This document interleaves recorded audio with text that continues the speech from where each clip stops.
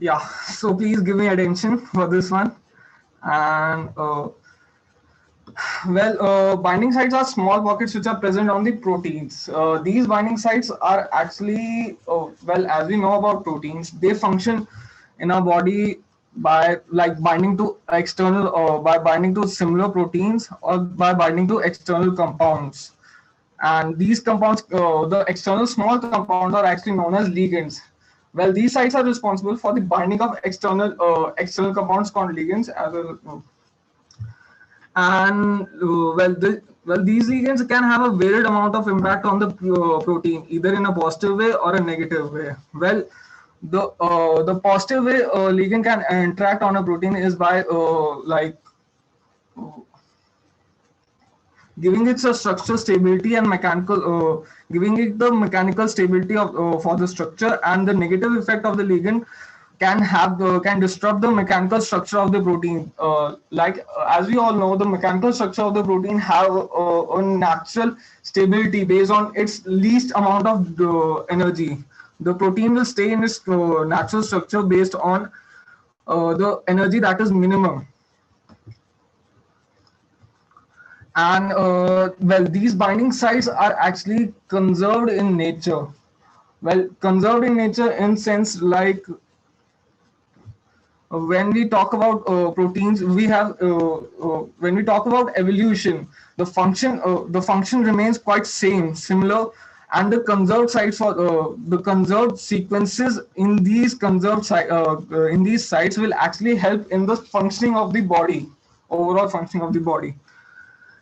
And this is a actually protein. This is as you can see, this is a protein structure which I generated on Chimera. Normal. This is a normal protein structure with ligand and protein. And this is the methodology for finding binding sites and targets. Well, initially what we do is that we do homology modeling. In homology modeling, actually we do we check for proteins that have similar structures. When proteins have similar structures, those structures will be conserved in nature and they will perform the same specific functions they have like in the body. And after homology modeling, when we get those binding sites, we take the targets for we try to find those targets or ligands that actually bind to those specific sites.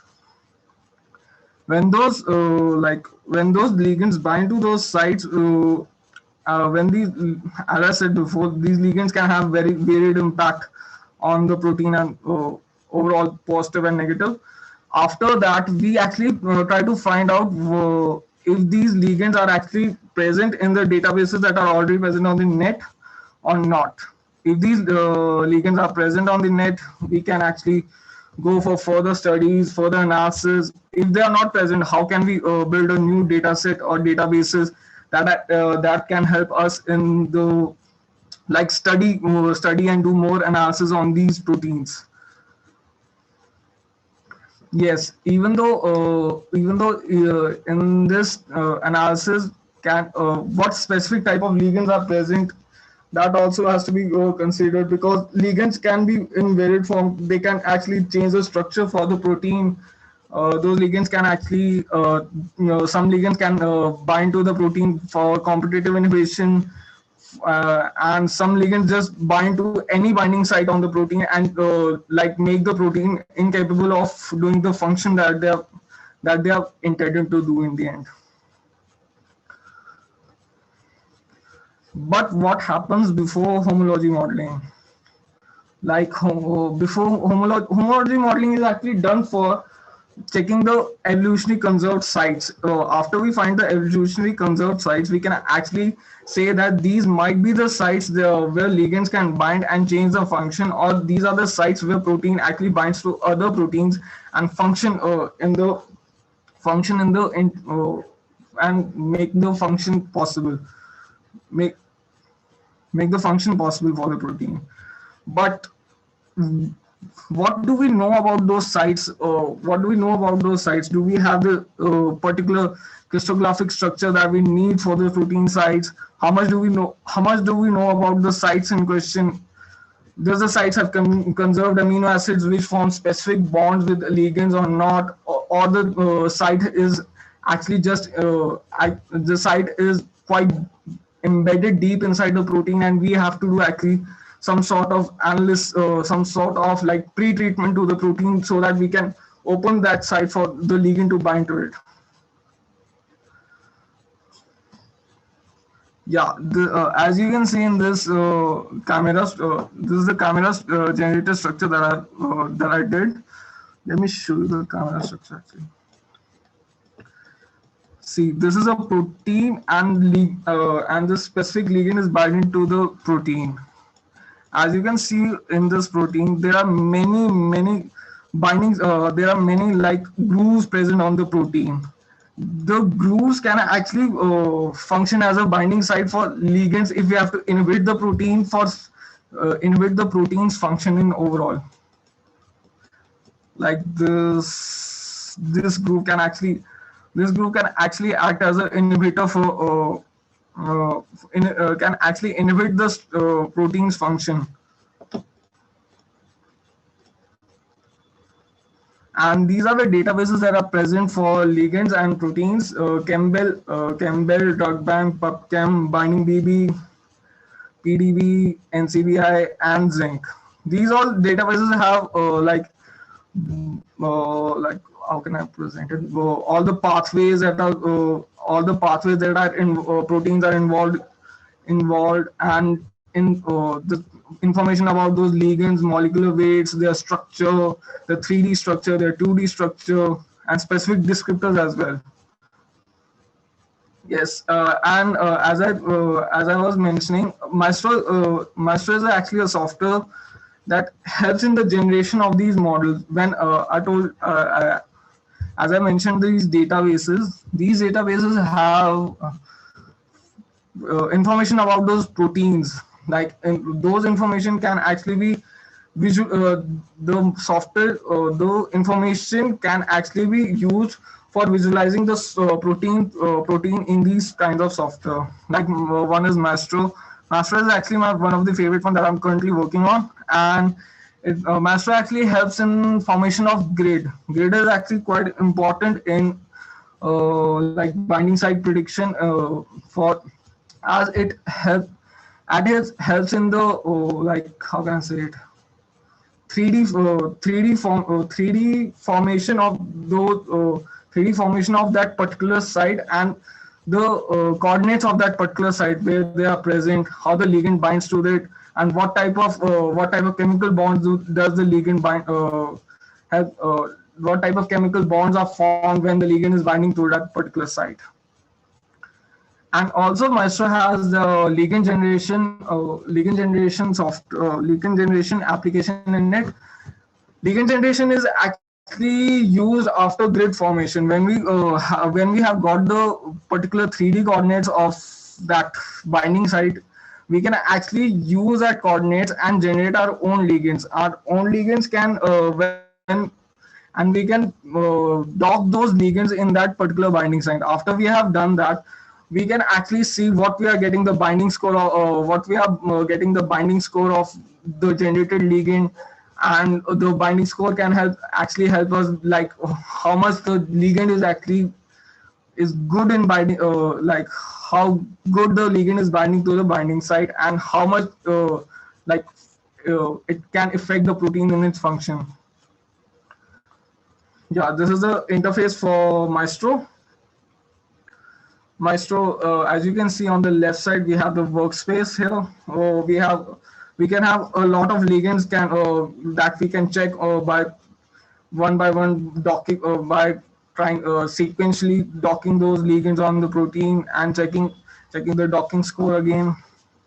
Then we can have like ligands that we have for in ligand specific ligand preparation, we actually have certain features of those ligands that we actually need in every docking experiment. So we can actually have ligand preparation stored, ligand preparation features stored in this as well.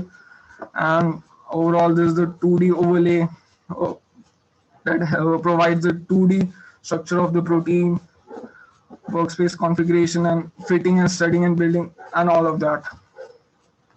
Chimera is a software that is similar to Maestro, but the user interface in Chimera is not that good because like Maestro provides a lot of features that can help us in the experiments that can help us in the experiments, and while Chimera needs a lot of interdependencies to actually do those features, and we have to import those dependencies externally to like actually run Chimera and do those experiments in Chimera. So while coming to drug discovery, in historic times, drugs were not actually mm, taken on the basis of their like molecular properties and everything. They were taken on their phenotypic characteristics. Like if we take a drug, what type of phenotypic changes the drug is going to give us, and if the phenotypic changes that the drug gave us was important, like if was it a positive effect or was it a negative effect, and like very little of that attention was given to the molecular structure, the basic understanding of how that molecule is interacting in the body was given to that. So the molecular mechanism was never studied for these compounds, but now like we have various agencies, and in modern era we cannot take just ingest any drug and based on like phenotypic characteristics we determine if this drug is good or not. So we have to like dig deeper and deeper and see the mechanism, how the drug is interacting with other stuff, and how the drug is changing the mechanism of the internal body, and and if the ligand is binding to the binding site, what type of changes the ligand is giving to the protein, and if that ligand binds to any other specific targets, what type of changes it is what type of changes are occurring in the body because of that interconnectedness with other binding sites. As we have studied in biochemistry, the lock and key paradigm is actually wrong. As in, on average, a ligand binds with 6 sites that are present in the body, and these 6 sites are actually quite interconnected interconnected in their functions. As like any drug that we ingest in our body actually binds to the Hurk channel. Hurk channel is present in the heart, that is responsible for the electropotential activity of the heart, like QT interval. And based because the drug is binding to that Hurk channel, the Hurk channel can actually that drug actually can disrupt the function of that Hurk channel. When this disruption occurs, the QT interval becomes a long QT. Long QT interval is actually quite harmful for a person because it will gives an irregular heartbeat. It actually generates irregular heartbeat in a person, and that can actually affect the person a lot. Yes, the interconnectedness is actually quite vast, as I mentioned earlier, because of the Hurt channel, because of the adverse effects of those drugs on Hurt channel and everything.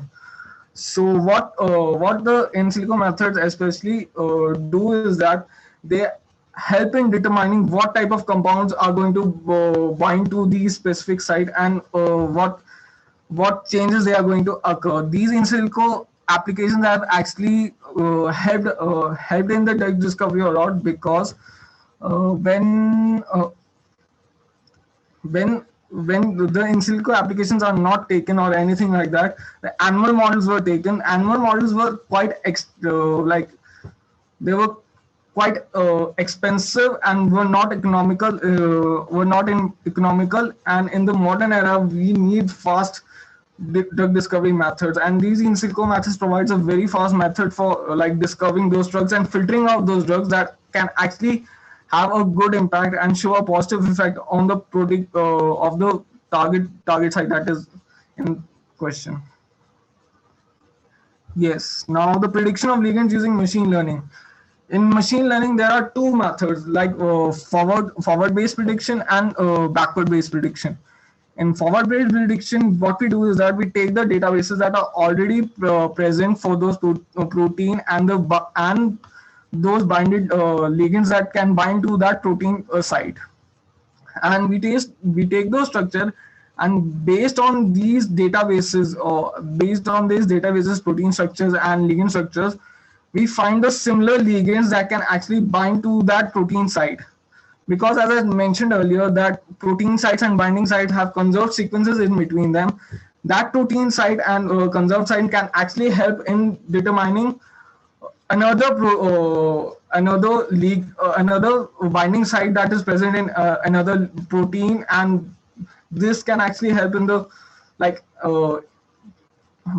generating a ligand or finding a ligand that is already present in the database that can bind to that another protein that is in question or the binding site that is in question. Because as we know that protein has chains in between them, like chain 1, chain 2, chain 3, A, J, I.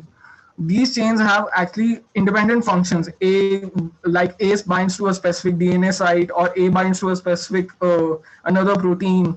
When these bindings when A binds to like anything, any other protein or any other protein or any other DNA site, these sites are actually conserved, and these sites can be studied for other proteins as well. That's why we take the forward based prediction method. And in backward based prediction method, what we do is that we know the crystallographic structure of the protein binding site, and what we do is that based on those properties of that binding site, we generate a ligand.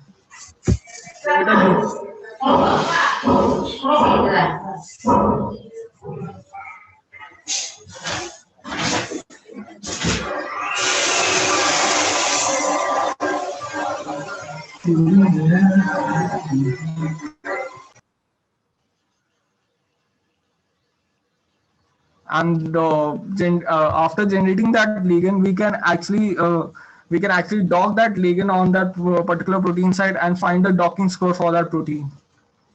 As I mentioned earlier, in forward prediction, we take the data sets that are already present, like in Campbell, Drug Bank, Binding DB, NCBI, and based on those, we train a machine learning model that can actually help in determining a ligand that can actually bind to that protein site or a similar conserved site that might be present in another protein. Yes, and this is done based on the descriptors of the ligands. Descriptors are mainly like descriptors are mathematical numbers that are given to the ligand structure, like 2D structure and 3D structure, what type of like physicochemical properties, topological fingerprints and Walker and path counts, and 3D structures. These structures in overall are given a mathematical number and are taken out in a tabular form. Then on these tabular form, we train a machine learning model that can actually predict the binding for that ligand to a particular binding site. And as I mentioned earlier, in backward prediction, we know the properties of the binding site, and based on those properties, we designed a ligand for the site, and the number of ligands are generated, and ligand having the best binding score is taken, and more analysis is done on that particular ligand. Obviously, because we have personally generated that ligand, we have to do more analysis on that particular ligand as well. Yes, this is a grid formation that I was talking about. Grid formation is actually takes the coordinates where the ligand is binding to that particular binding site, and based on those particular coordinates, we can generate a ligand of our own and dock that ligand on that particular binding site and see if see the binding score, and check whether the ligand is providing a good binding score or not. Yes, and we have two features in this grid method. One is standard grid. that the ligand binds to a particular site and checks whether the ligand is binding or not, or multiple grid arrangement. In multiple grid arrangement, what the maestro does is that it takes the ligand that we have generated and tries to dock that ligand on the surfaces of the protein to check whether there is any other site that is present on the protein that can actually help in the and that can actually give a good binding score rather than the original binding site that we have chosen. Thank you.